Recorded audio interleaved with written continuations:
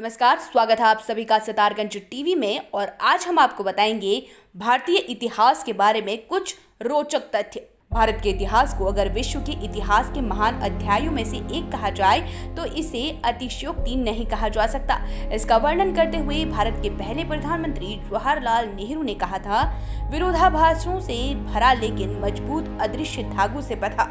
भारतीय इतिहास की विशेषता है कि वो खुद को तराशने की सतत प्रक्रिया में लगा रहता है और लगातार बढ़ता रहता है। इसीलिए इसे एक बार फिर समझने की कोशिश करने वालों को ये मायावी लगता है। इस अद्भुत उपमहाद्वीप का इतिहास लगभग 75,000 साल पुराना है।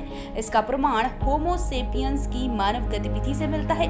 यह आश्चर्य की बात है कि 5,000 साल पहले सिंधु घाटी सभ्यता के वासियों ने कृषि और व्यापार पर आधारित एक शहरी संस्कृति विकसित कर ली थी। वहीं युगों के अनुसार भारत का इतिहास कुछ इस प्रकार से है। पाषाण युग की बात करें तो पाषाण युग 5 लाख से 2 लाख साल पहले शुरू हुआ था और तमिलनाडु में हाल में ही हुई खोजों में इस क्षेत्र में सबसे पहले मानव की उपस्थिति का पता चलता है।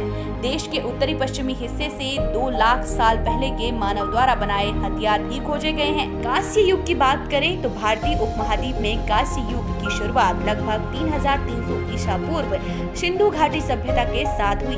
प्राचीन भारत का एक ऐतिहासिक हिस्सा होने के अलावा ये मेसोपोटामिया और प्राचीन मिस्र के साथ साथ विश्व की शुरुआती सभ्यताओं में से एक है। इस युग के लोगों ने धातु विज्ञान और हस्तशिल्प में कई तकनीकें विकसित की और तांबा, पीतल, सीसा और टिन का उत्पादन भी किया। वहीं प्रारंभिक ऐतिहासिक काल की बात करें तो वैदिक काल में भारत पर हमला करने वालों में पहले आर्य थे। वे लगभग 1,500 ईसा पूर्व उत्तर से आए थे और अपने साथ मजबूत संस्कृति परंपरा लेकर आए। संस्कृत उनके द्वारा बोली जाने वाली सबसे प्राचीन भाषाओं में से एक थी और वेदों को लिखने में भी इनका उपयोग हुआ, जो कि 12वीं ईसा पूर्व के हैं और प्राचीनतम ग्रंथ माने जाते हैं। वेदों को मेसोपोटामिया और मिस्र ग्रंथों के बाद सबसे पुराना ग्रंथ माना जाता है। इस उपमहाद्वीप में वैदिक काल में लगभग 1,500 से 500 ईसा पूर्व तक रहा है और इसमें ही प्रारंभिक भारतीय समाज में हिंदू धर्म और अन्य सांस्कृतिक आयामों की नींव पड़ी। आर्यों ने पूरे उत्तर भारत में खासतौर पर गंगा के मैदानी इलाकों में वैदिक सभ्यता का प्रसार किया था।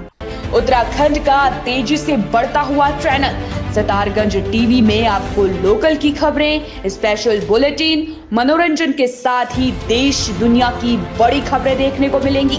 तो सितारगंज टीवी को यूट्यूब पर सब्सक्राइब करें, लाइक करें और हाँ, शेयर करना ना भूलें।